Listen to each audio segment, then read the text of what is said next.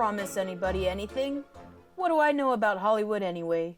Just the dreams I got from sitting through too many double features. Then why'd you leave the swamp in the first place? 'Cause some agent fella said I had talent. He says that probably to everybody. On the other hand, if you hadn't left the swamp, you'd be feeling pretty miserable anyhow. Yeah, but then it wouldn't just be me feeling miserable. Now I got a lady pig, and a bear, and a chicken, a dog, a thing. Whatever Gonzo is, he's a little like a turkey.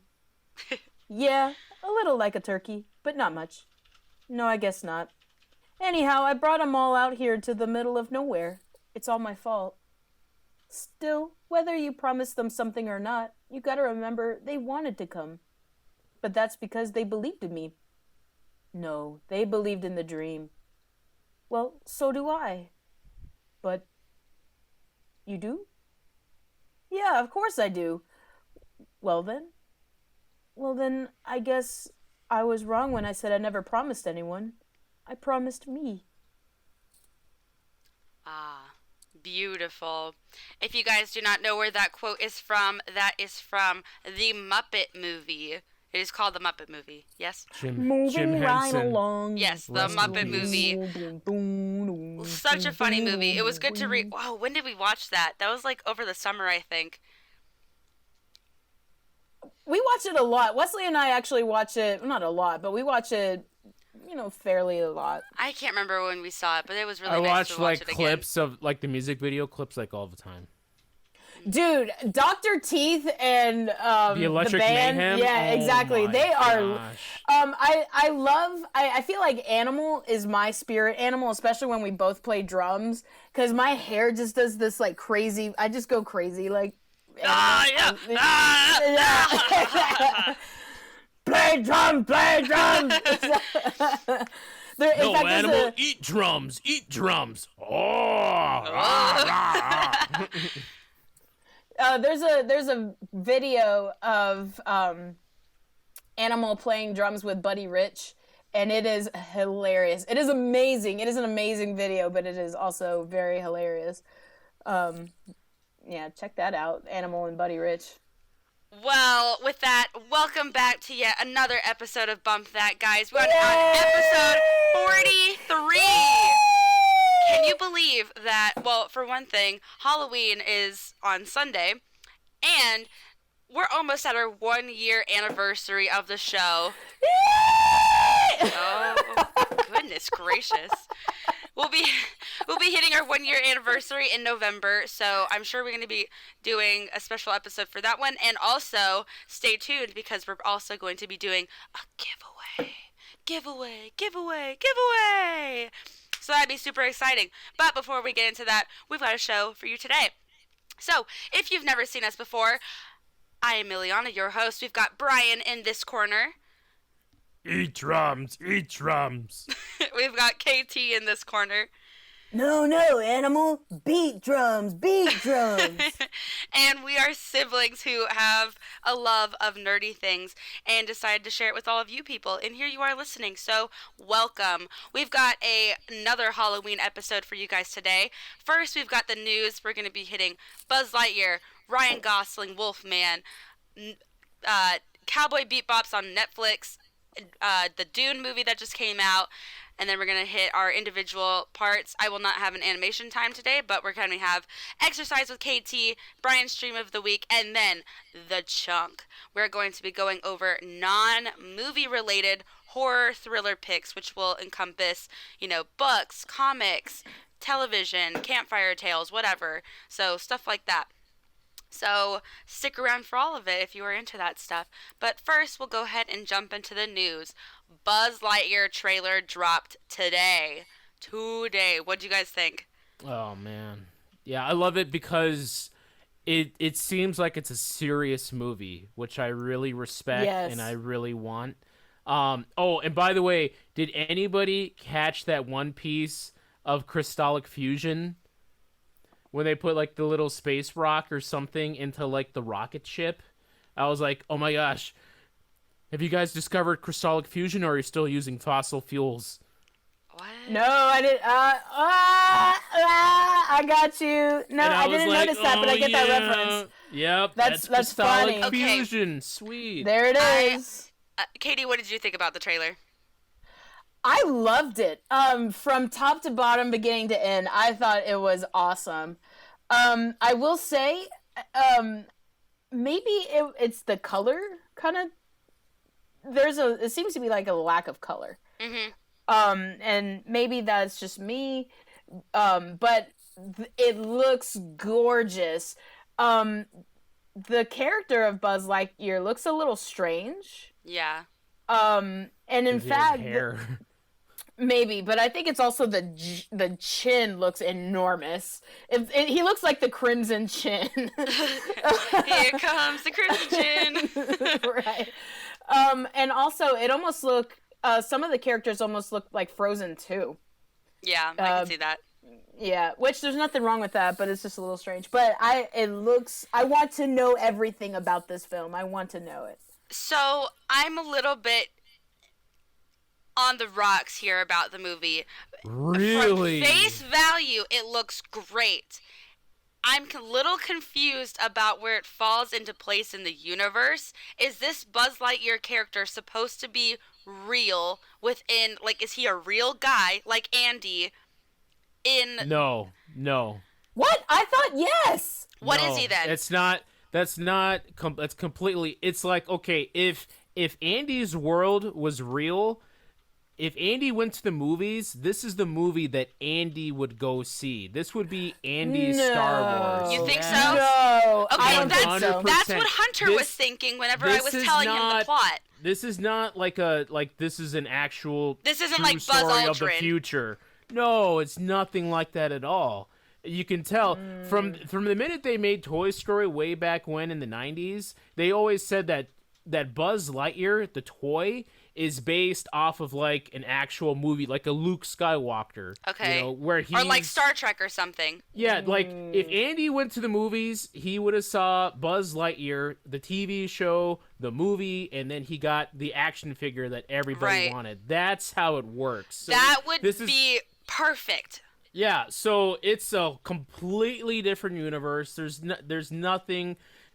To me, it's its own science fiction story. Because this was what I was getting the vibes of from what I was previously told that the movie was that this is like, Andy's world's Buzz Aldrin, that he is a real guy who went to space and he now has his own action figure, as if there was a Buzz Aldrin action figure in our world. And I'm looking at the trailer thinking, okay, Andy's world looks very 90s at the time, and if this is supposed to be, pre him getting the toy, it looks very modern, which confused me. Do you know what I mean?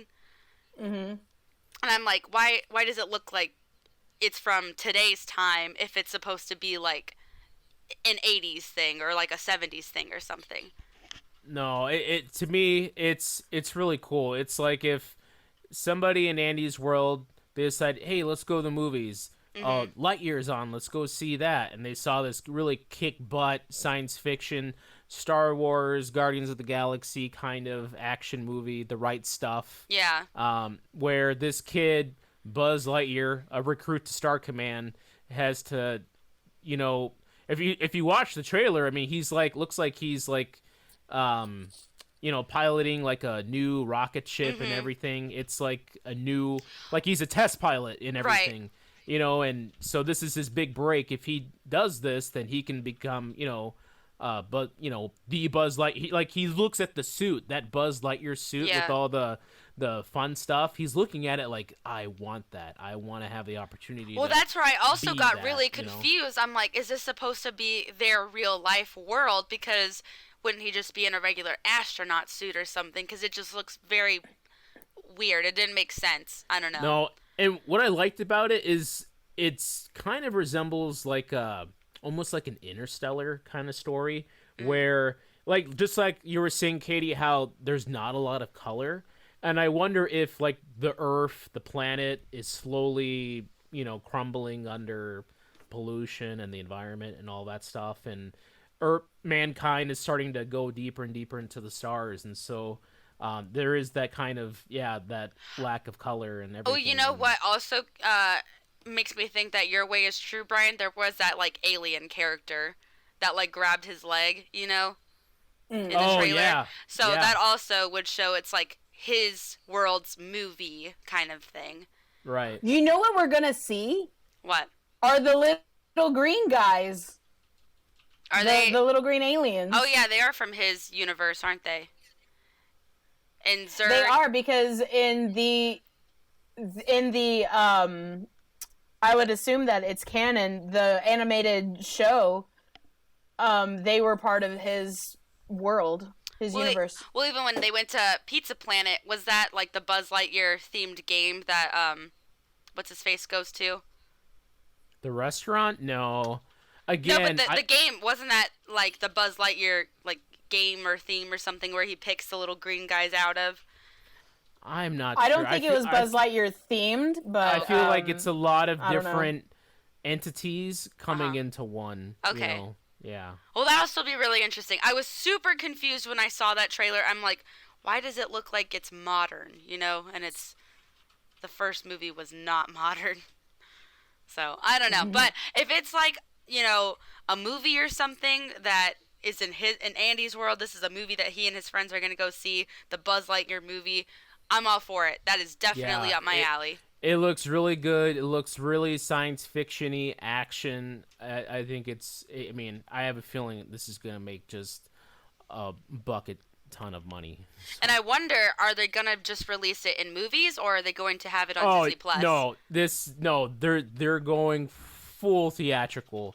For this one, there's no way you could dumb this down to your TV screen. This has to be seen theatrically. You would the best experience probably would be IMAX. Ooh, really that'd be fun.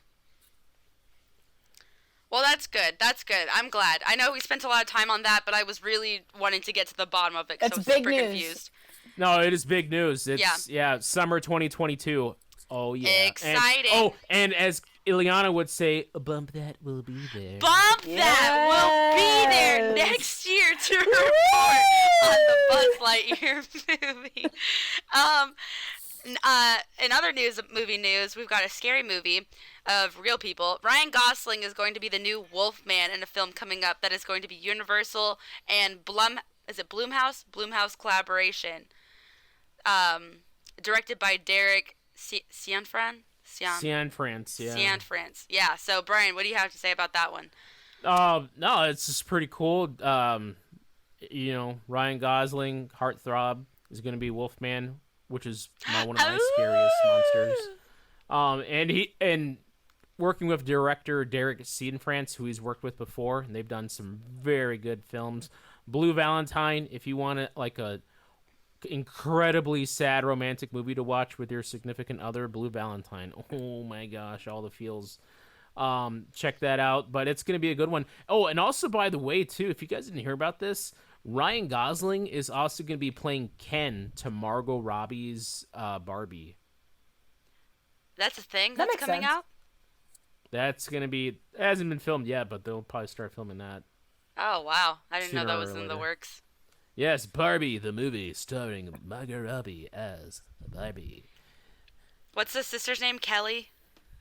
There's Stacy, Chelsea. Yes. I forget the other kid's name. How exciting. How do you know this? He has 2 daughters. And plus, I write for a children's show on YouTube. Oh, not to brag or anything. Yeah, so that's yeah. Next coming up is Netflix has dropped also another trailer for Cowboy Bebop live action coming out November 19th. What did you guys think? Did you watch it, Brian?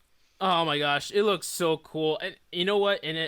I apologize. I'm forgetting the actor's name. It's gonna drive me nuts. But that dude is so cool. What is his name? Oh my gosh. Ileana, what is the... Yes. What, the actor who's playing Spike? Yeah. John Cho. Oh my gosh. I am so sorry, John Cho. I don't know who that is. So John Cho was in the Harold and Kumar movies, and then he played Sulu in the new Star Trek films. He is such an underrated actor. Completely. He's so talented in that trailer for Cowboy Bebop. The dude just nails it. Dude is like just so cool. Just Han Solo cool. And man, yeah. And here's the thing. I'd never really gotten to Cowboy Bebop, but watching this trailer for this show that's going to be appearing on Netflix, I'm like, I need to go and rewatch the animated. It's a great. I watched it last year during COVID because what else could you do except for just binge watch stuff. So Hunter and I binge watched Cowboy Bebop, and wow, that was a good show. I'm a little bit kind of skeptical though. It gives me it's a lot of a Guardians of the Galaxy vibe again, but I'm all in because I just love that. I'm just a little skeptical about it because Faye Valentine, her character looks kind of too happy. I don't know. Her character isn't like super happy-go-lucky, excited. Oh, we're a team. She's more just kind of like, oh, I'll work with you guys because it betters me, kind of person. She's more stuck up than like gung-ho. I don't know. So, and then Spike's character looks a bit dry. I don't know. I don't want to be like so critical of it, but that's what I was getting the vibes based off of. It could be, just a trailer showing that aspect of it, but we'll see. We'll see. Yes. And then we've got Dune. Oh boy, that movie was long. So, yeah, Ileana, you saw Dune. Tell us what you made. I know it made $40 million opening weekend in theaters, and then also while being opening up on HBO Max. But tell us what you think. For the fans, I'd say it was worth, having the subscription, and was it? So it was released in theaters as well. So yeah, I mean, if you're a fan of the book, this is all for you. You probably loved it. Absolutely were thrilled that this was happening, and all of the actors involved with it. You've got Jason Momoa, Zendaya, Timothy Chalamet, however you say his last name. I bet you were all just really thrilled about it. Me, who didn't know anything about the movie going into it, just looking at it as a movie, it was okay. It was cinematically beautiful. Really? The music was great. It was Hans Zimmer did the music for the film. It was awesome. Really eye-catching music scenes, whatever. But the storyline, I wasn't super, And already the film has been greenlit for a sequel. So a lot of the reviews that I've read have been that the film seems incomplete. Yes. So it clearly said on the beginning of the film, Dune Part 1. So clearly there had to be a Part 2. However, Part 2 was just greenlit. So it's really confusing as to why they did that and left it kind of like in the middle. The movie cost a ton of money to make. A big movie like that with the huge cast of stars. I mean, you mentioned Oscar Isaac. Poe freaking Dameron is in this movie. I don't know either of those people. I don't like Poe Dameron. You don't like Poe Dameron? I've made it very clear I don't like Poe at all. Oh, that's a topic for another episode. Shoot, man. Dagoon, man. But, I mean... So I don't know why they go ahead and just release this movie without even having, filming or anything started on the second one. So, because now fans are going to have to wait a long time for the next one to be released. So, are they still going to be interested? I don't know. Are they going to have to rewatch the first one to pick right back up? It's not going to be like, oh, this is happening next year, like it was with like Lord of the Rings films or something, No, they'll pick it up. I mean, it'll be out like Christmas 2022. I don't know. We'll see. Yeah. And guess what? Bump that will be there to report on Part 2 of Dune. You took the words out of my mouth. Right out of your mouth. Scooped them up.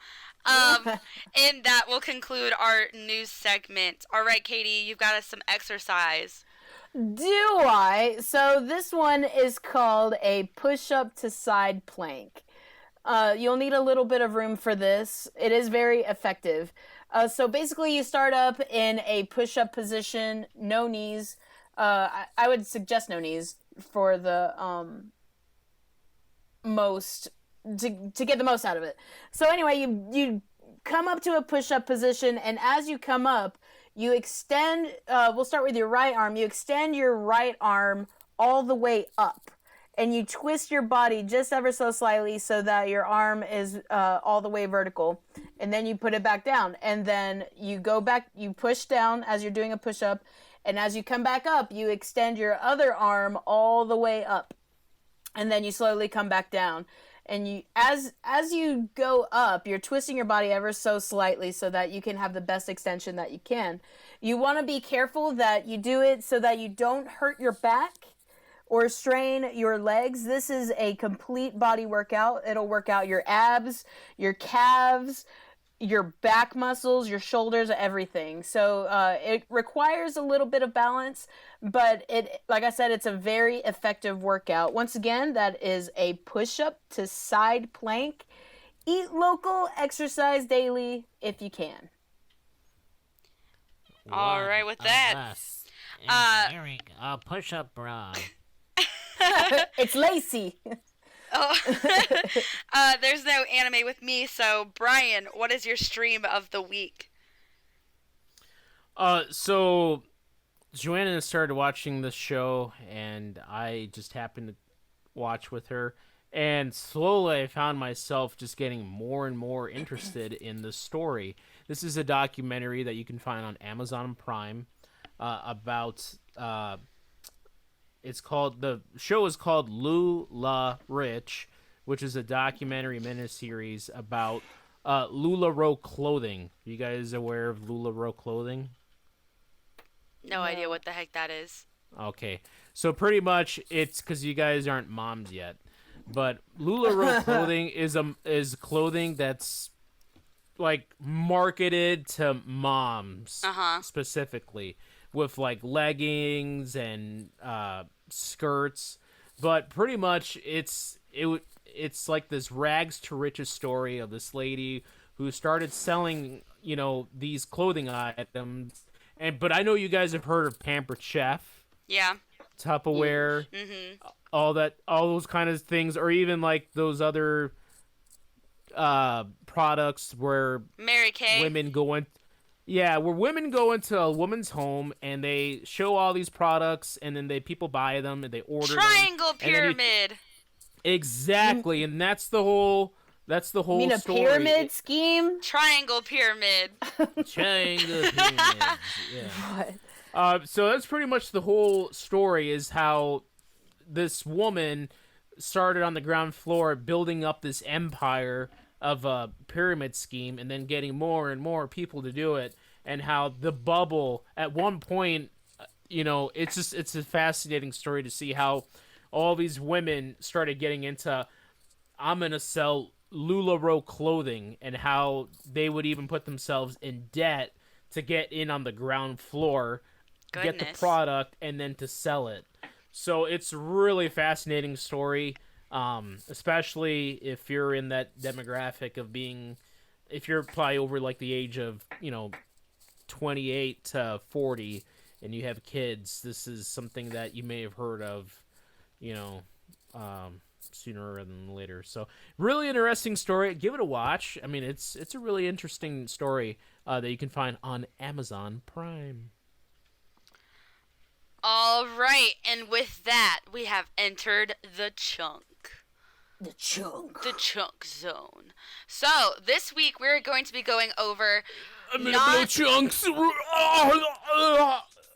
How is that blowing chunks? That sounds just. That's more chunky. We're going over non-horror movies. So no movies, no movie horror. Whatever. We're doing books, comics, television, campfire tales, whatever, you got it. So, no movies, because we did movies, what was that? Not last week, the week before. So, we're just going to have, what is it, three each? Something like that? Just go for it. I don't know, it's a laid-back show. There's no schedule. Who freaking cares?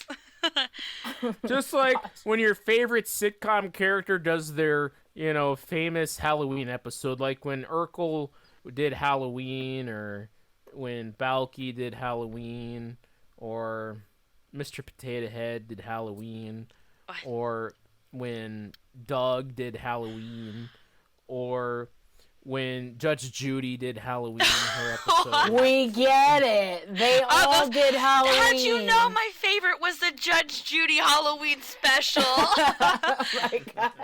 Gosh, I watch it every freaking year, and I'm still caught off guard. So we're just gonna have a few to share. So Brian, why don't you give us your first one? How about somebody else go first? Okay, yep. Katie, why don't you give us your first one? All right, I'll go first. Okay, goodness. All right, so my first pick is an episode of Avatar, of course. Ooh, yes. Yes, you know the one I'm talking about. The Puppet Master.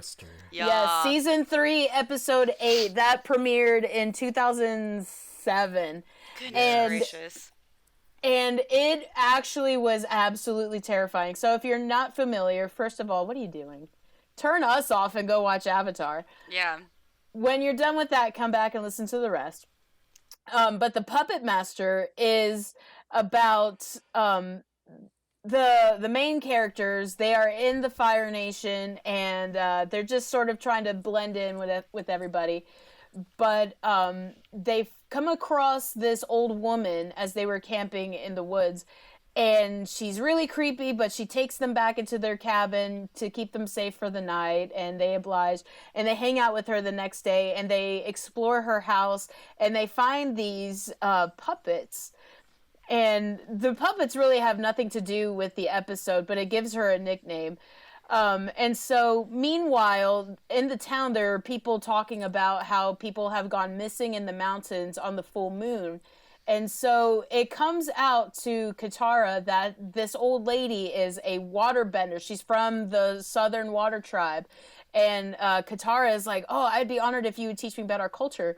And so she does. Her name is Hama. The old lady's name is Hama. And she instructs Katara about, creative things that she can do with water bending, using her brain a little bit more and being creative. And so she says that she's going to teach Katara the ultimate form of water bending at night and they need a full moon. And meanwhile, the B story is that Aang, Toph, and Sokka are looking for these missing people. Mm-hmm. And it turns out that they are hidden underneath the same mountain that Hama takes them to. And so Hama was the one that has been taking these people, and she's been able to accomplish that by blood bending. Ba-ba-ba! Yes. Bending the water in a person's body and controlling their movements, thus rendering them a puppet, pretty much, able to do her own bidding. And so pretty horrifying, honestly, if you think about it. Yes. And so it goes through this whole backstory of how she was a prisoner to the Fire Nation, and she learned how to control rats. And then she eventually mastered it and worked on the prison guards. And it's just a scary thing. And the sound effects when people are being blood bent, it sounds really like twisty and squishy at the same time. Almost like a grape being squished. Just... Yes, and so eventually, though, Katara, she blood bends as well. She blood bends Hama, getting her to calm down after a big battle, and she's arrested. But Katara is left devastated because it is a horrific thing that she's just done, a horrific thing that she's just witnessed. And so it is just a scary episode. That is the Puppet Master, Avatar: The Last Airbender, Season 3, Episode 8. Looking back at some, just hearing Avatar, I'm like, can we do another Avatar episode already? I just need to talk about Avatar and be excited about Avatar again. I need to rewatch it, I already rewatched it twice this year. I've actually been rewatching season 3 and 4 of Korra, and I think last week or 2 weeks ago, I actually bought some Aang and Zuko action figures. Oh my! I did. I did. That's part of the reason I was telling Ileana earlier that I need a new bookshelf, because I need to put my nerd things. Brian, did you get an episode, or should I go? No, I can go. This isn't Okay. this isn't a TV show or anything or a movie, but it's a book that I really recommend. Probably just a lot of his books are just so good, really good reads. Some are better than others. A lot of them are super thick, and I would pass on those. But if you want just like a good quality scary book to read that will have you just on the edge of your seat to the very end and have your hair crawling, Pet Cemetery by Stephen King. Oh my gosh.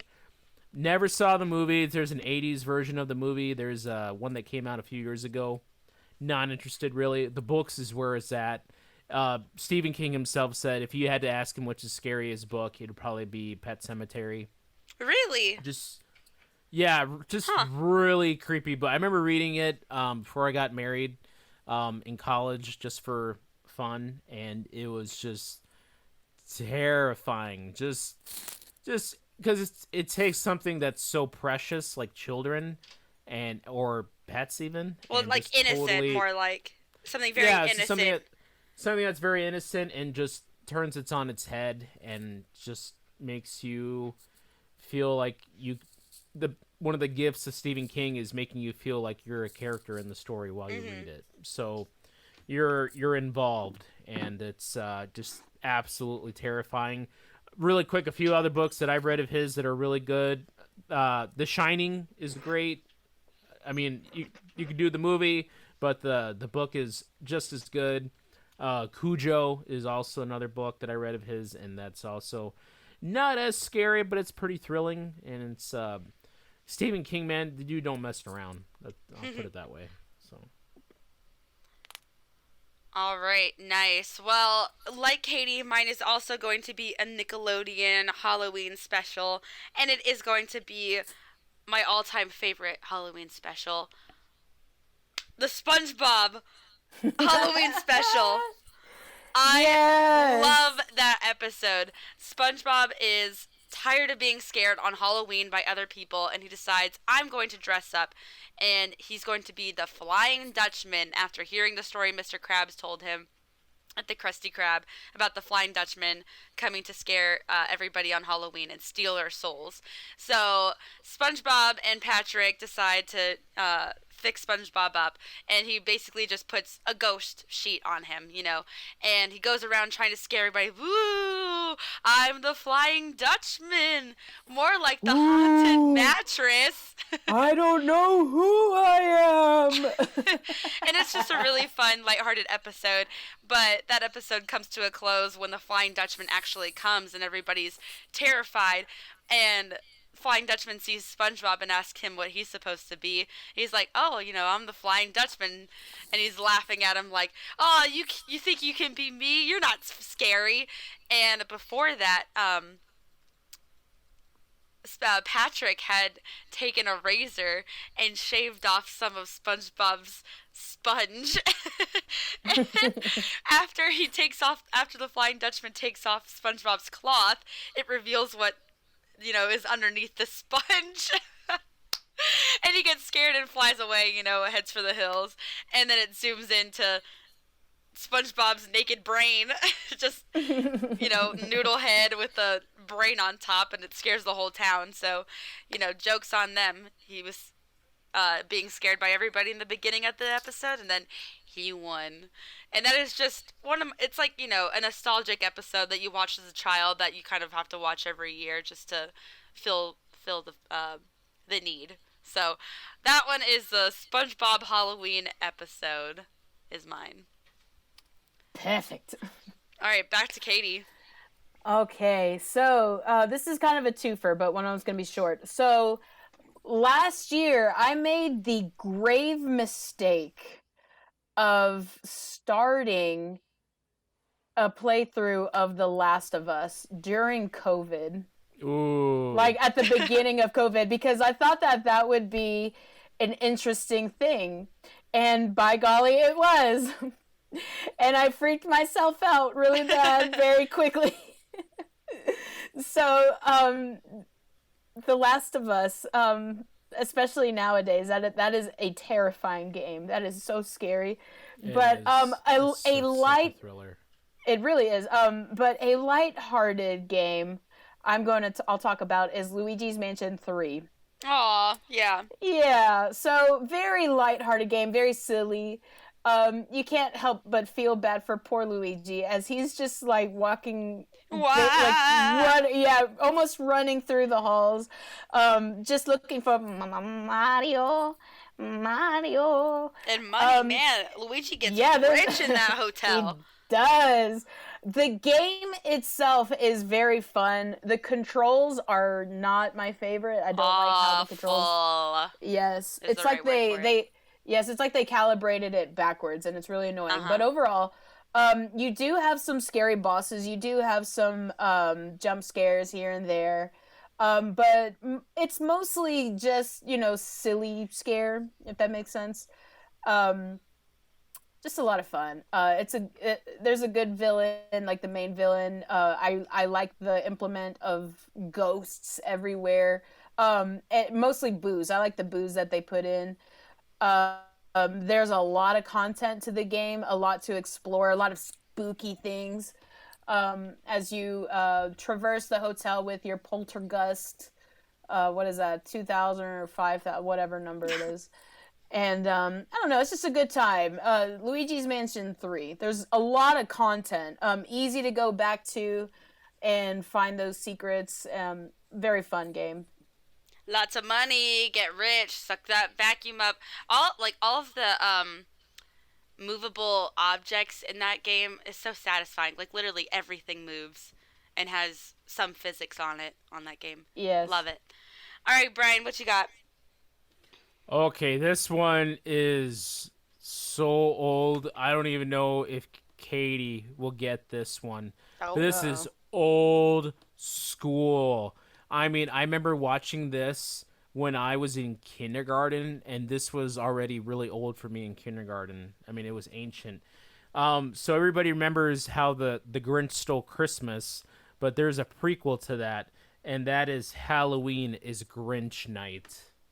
So in 1977, ABC had a special where the Grinch is up in his mountain, and during Halloween, he actually brings his cart down to terrorize the Whovilles and the Who's in Whoville. No, and so this, that. You don't. Oh my gosh! It's actually, if you could find it, it's really hard to find now. I think you could probably get a bad riff on it on YouTube, maybe. The only other thing that I remember the Grinch being in was like the Grinch meets Cat the Hat, something like that. Yeah, the Grinch is the Cat in the Hat. This is kind of like that. But anyways, this little boy in Whoville dares to walk up the mountain to confront the Grinch as he's about to just like terrorize all the Whovillians. And the Grinch like dares him, like, if you think you're brave enough, enter into my house of terrors. And so the little kid, whose name is Euchariah, goes for it. And it's really freaky, old school animation. Like, if you were on drugs, you would be totally like buzzed out, bro. Tripping golf balls, because it's, But I remember it because it had a lot of cool music. It's a lot of fun. The Grinch is one of my favorite characters of all time. So if you want something that's way off the beaten path, it's go with Halloween is Grinch Night. Try to find it. It's worth it. I mean it. All right. My next pick is a video game. And this one is not child family friendly. This one is a adult horror video game that I never played through personally, but I watched a gameplay of like 3 different YouTubers play it because I was too afraid to play it myself, and that is Until Dawn. This is a video game that follows a group of teenagers or like young adults going into the woods, you know, your stereotypical story.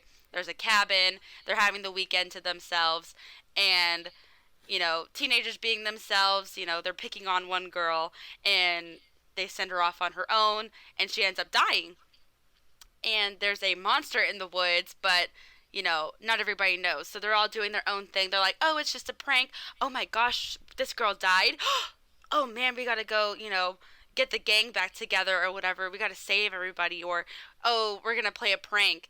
And Rami Malek is actually one of the characters. It is stop motioned, or not stop motioned, it's motion captured. So you have the faces of the characters and you have the voice actors, and their motion being captured on these characters. So you've got different actors being here and you're seeing them.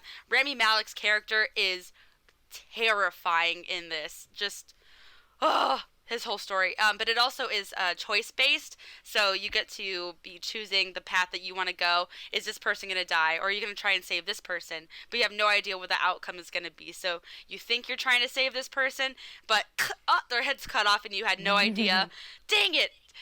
I just killed that person. I was rooting for that one. So it's a whole choice-based game with like quick time events where you're like, you know, running through the woods and, oh, are you gonna hit that branch? If you miss it, you're dead. Or, you know, you lost an arm or something crazy like that. But there's a monster in the woods and it's called the Wendigo. And I just started working at an elementary school, the same one that Katie is working at, and some of the kids did a little presentation today on is the Wendigo real? And I'm like, these are these are 4th graders and they know what a Wendigo is. That is so funny to me. They're like, oh yeah, the deer-headed monster that lives in the woods that eats people and steals their soul. So that was super exciting to hear just 4th graders go, the Wendigo, is it real? Like Bigfoot? You know? So there's a video game that has the Wendigo in it, American folklore. Really terrifying, really exciting, lots of jump scares. I love that video game. So Until Dawn. I've been wanting to play that for a long time. It's awesome. Yeah. I have a backlog like a mile long. All right, so my final pick, I guess you could call it like a compilation. It is The Simpsons Treehouse of Horror. Oh, that's a good one. Yes. A classic too. Yeah, and to me, the Treehouse of Horror, it's a chance for the creators of The Simpsons to just do whatever they want. For them to be as crazy as they want. Anything goes. The Raven one is so good and iconic. It is good. Why are you little... Never mind. Never mind. It's like just saying it. It's great. And I can see Bart as the Raven just bouncing up and down. That's great. And then you have Kang and Kodos, which I don't know why. They're iconic for a Treehouse of Horror. So, you know, The Simpsons have, you know, gone a little downhill in quality lately, the past few years. But I think that it's something that you can still look forward to every October and say, okay, time for something really wacky and just absurd, just for the sake of being absurd. So that is my pick, The Simpsons Treehouse of Horror. And I love that in the first Treehouse of Horror, Marge Simpson gets on a stage with a curtain. She's like, all right, parents, this is not for children. You need to be a good parent and put your children away. I know you're not going to listen, but we're warning you. And then, like, the next season, which was actually season 3, Homer's like, I think it was Homer. It was either Homer or Marge. They're like, but you didn't listen. You didn't listen last year. We warned you. We got some phone calls, but we warned you that this is not, whatever. And it was just done so funnily, and there's a lot of truth to that. where, you know, parents will just let their kids watch whatever and ignore the ratings of whatever. Oh, I remember watching one Simpsons episode that, like, scared me to, you know, 3 years of my life. I'm like, that episode still haunts me to this day. It was when the bathtub, they got like an automated bathtub or something, or like a home system, and it was like talking to Marge in the bathtub. I was like, yes. Oh, that was so scary. It started to fall in love with Marge, and it kicked Homer out, and it was like, trying to murder. It like started getting violent towards him. Yeah, that's a classic episode. That's great. That one scared me. I was like, why was I allowed to watch that? Whose voice was that? That was Brian, who played, oh my gosh, the name just escaped me. Who played 007, The World Is Not Enough? Pierce Brosnan. It was Pierce Brosnan's voice. Who was playing the automated house. Yeah. Oh, so scary. Mm-hmm. But that's good. The Simpsons Halloween specials. That's good. All right, Brian, did you get your last one? Yeah. So mine's kind of a split. Just some really good cartoons. Two really quick. First off, the show, when you think about it, if you saw it, there is a lot more silly episodes than there were scary episodes, but the scary episodes were really scary. Like, seriously. Like, especially if you're a little kid. Real Ghostbusters. Honestly, it did have some really spooky episodes with, like, monsters and ghouls and ghosts. The original show, it did have some episodes that were like, oh my gosh, this is intense. Like, they're not messing around. There's, like, exorcisms and oh my gosh, underground railroad scare things, and yeah, it's no joke. But this show was written, drawn, animated on black paper. So it's dark to begin with. And it already had so many episodes that it was a show that teetered on the edge of what is between a kid's show and a serious animated production. And that's Batman the Animated Series. Oh, yes. So, and honestly, there were a lot of really intense episodes. But if you want a really good spooky episode, On Leather Wings, where Batman is getting accused of all these crimes that are going on in Gotham, but he finds out that Man-Bat is actually responsible. And then you're introduced to the Man-Bat character and to Dr. Kirk Langstrom, who transforms to this bat, and the transformation is intense and very scary. So that would be for me On Leather Wings, Batman the Animated Series, and Real Ghostbusters. Ooh. For a second, I thought you were gonna go with Gargoyles when you were talking about how dark it is. Gargoyles is for punk kids. Yeah. That was a good show. No way. Gargoyles? At the end of the day, Gargoyles sucks, dude. No, I think it's a little overhyped now, but it was still a good show. Nah. Yes. Let us know in the comments if you like Gargoyles. I don't even know what Gargoyles that'll prove is. what kind of person you are. If you're a Gargoyles fan, that explains everything there is to know about you. That you are a decent person and you'll live a long and happy life. It was a show, right? It was a show. It was on Disney Channel. Never heard of it. So. Yeah, no reason to go back there. That ship sailed.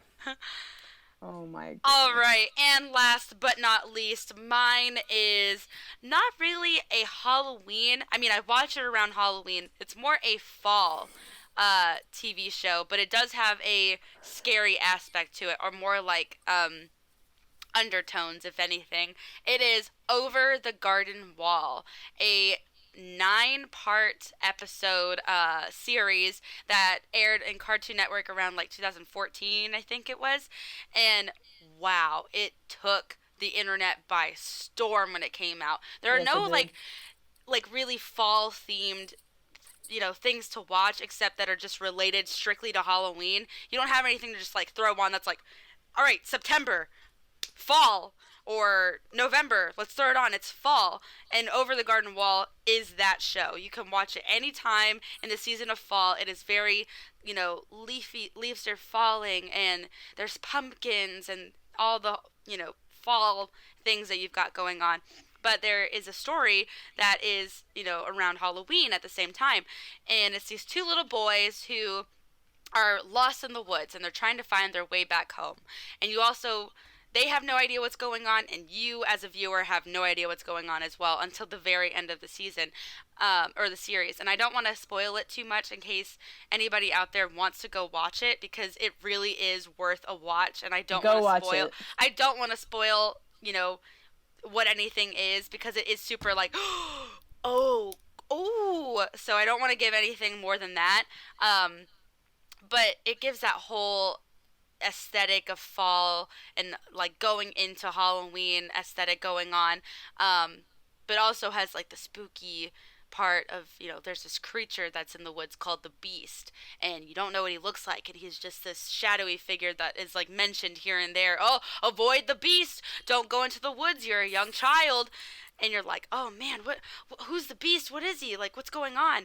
And are the kids ever gonna find their way back home? What are these strange like lands and people that they're running into? Like, they're running into frog people on riverboats, and they're running into, other quirky things, pumpkins that talk, and you're just, what is this weird, wacky world that they're in? So, definitely go give Over the Garden Wall some love. It has Elijah Wood playing the main character, and he does a great job voicing Wirt. So, and some other amazing voice actors as well. I can't name many of them off the top of my head right now, but awesome music and awesome voice actors. So, and it's family friendly. It was on Cartoon Network.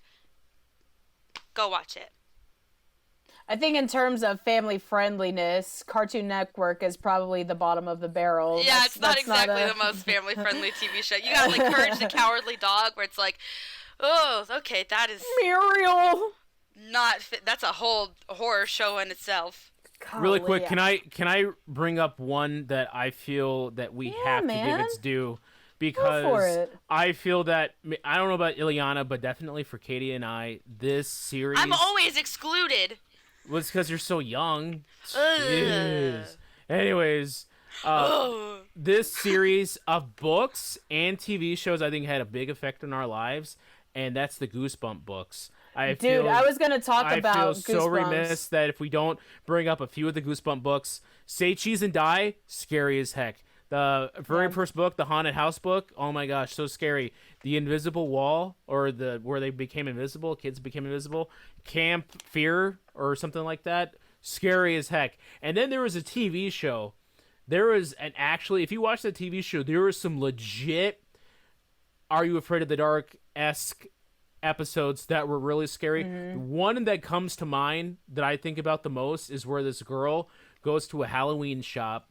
She puts on the mask. Dude, I was going to talk about that. She can't get it off. Bro. It is terrifying. Dude, It's like one of the most perfect Halloween stories of all time. It's so good. It is. I was going to talk about that, and I decided, nobody's going to want to hear about that. No. Yeah, absolutely. It's like seared in my head, because she's like, I'm going to go scare all my friends and family. So she's running around. Ha ha ha! I got the scary mask. I'm terrifying everybody. Then when she tries to take it off, because it's got like a demonic spirit or something like that. Not like demonic How spirit, is that for but like children? a spirit. But she's trying to take it off, and it's like fused to her head. Ew, it's so scary. So she goes back to where she bought it, and like there are other masks that are similar to that belong to people. These are actually like people's faces. Ew. That the collector collected. He acquired somehow. And they start stealer from Avatar. They start floating around the room. Oh man! And then I forgot that Tia was also let you making. Watch that? No, this is when Mom wasn't at home. I was about to say, and I bet we would come home from school, what is this demonic witchcrafter watching? And this is how we grew up. We would sneak watching TV when we weren't supposed to, And then Shut we up, had like one Rand person. We'd had one person looking out the window, Oh and then my like, gosh. oh, here comes the car! Everybody pretend, like, and then you hurry up and like try, like, so what were you guys doing? You feel that Nothing. anxiety still right now. You're like, Nothing. Mom's coming. Why are you so Yeah. sweaty? Oh, nothing, just hanging out, you know. But I remember too in that episode, Katie, the girl was making like a dummy or something. So she took like her head and she put it on a post, so it looked like she literally decapitated herself. Oh my Yes, God. yes, you're right. You're Decapitated absolutely. And she was herself, running around. She was running around the street, like putting this thing in front of people's faces, like like lunging out at them as she's running like a freak in the street. Well, the best part about that was really her mom made her a Halloween costume. I think it was a duck. And so she was supposed to be this duck for Halloween, but she destroyed the duck costume. And she's like, heck no, I am 13. I know it all. I am not going to be a duck. I'm going to be this horrifying face freak. And just, she scared the bullies she was being teased at school too. They put like worms in her sandwich. The bullies put worms in her sandwich, and so she was on her way to terrorize these people. This was a two-parter. It's all coming back to me now. Oh my god. This was a two-parter because it was so epic. And Monster blood. yeah, and so she was seeking revenge on them, but after she had, satisfied her lust for revenge, she couldn't get the mask off. I don't even remember how she got it off. Man. I don't know. I think somehow they destroyed the other masks and released this. I don't know. Heck if I know. But yeah, that was a terrifying one. I'm glad that you remember that because I really thought about, should I talk about that? You guys had Goosebumps growing up, reading Goosebumps. You know what I had? The Bailey School Kids. The Bailey School Kids. Have you ever heard of that? I've never before? even heard of that. I used to read that in elementary school. They sound more white than the Boxcar Children. Yeah. They had books like Skeletons Don't Play Tubas, Dracula Doesn't Drink Lemonade, Ghosts Don't Eat Potato Chips, or my favorite one of all of them was Ghouls Don't Scoop Ice Cream. Dude, that's why your generation sucks and me and Katie's is so bad, eh? I'm serious. That's what I grew up reading was the Bailey School you're Kids. so sheltered, I watched Cyber Chase on PBS Kids. Meanwhile, we Arthur. actually had we watched Wishbone where we actually saw the Three Musketeers, kill people and stuff like that. Oh my gosh. What was it? I don't know if there was an episode of the Count of Monte Cristo. It Yeah, sounds your like there guys' should be generation an was episode, a little bit but more anyway. out there with regards of like, what is appropriate for children and what's not.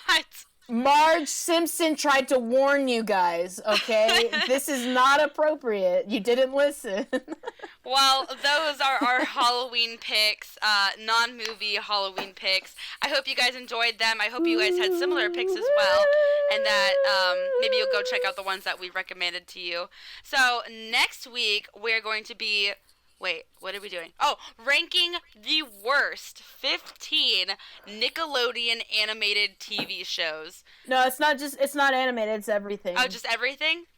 Everything. Nickelodeon TV shows to air on Nickelodeon, live action or animated. What are the 15 top most terrible ones that have aired? We're going to be doing that next week on episode of Bump That. Thank you guys so much for listening to this episode. Hope you guys enjoyed it. Leave a like if you did. Leave a comment if you have anything to comment. I don't know. What do you have? What is your favorite Halloween special that you like to watch or read or, I don't know, view? If you guys liked it, leave a like. If you didn't, leave a dislike. We will see you guys in next week's episode. We've got Brian in this corner. Don't have a cow, man. We've got Katie in this corner. Eat my shorts. And I'm your host, Ileana, and we thank you guys so much for listening. We will see you in next week's episode. Bye-bye. Bye. Bye-bye.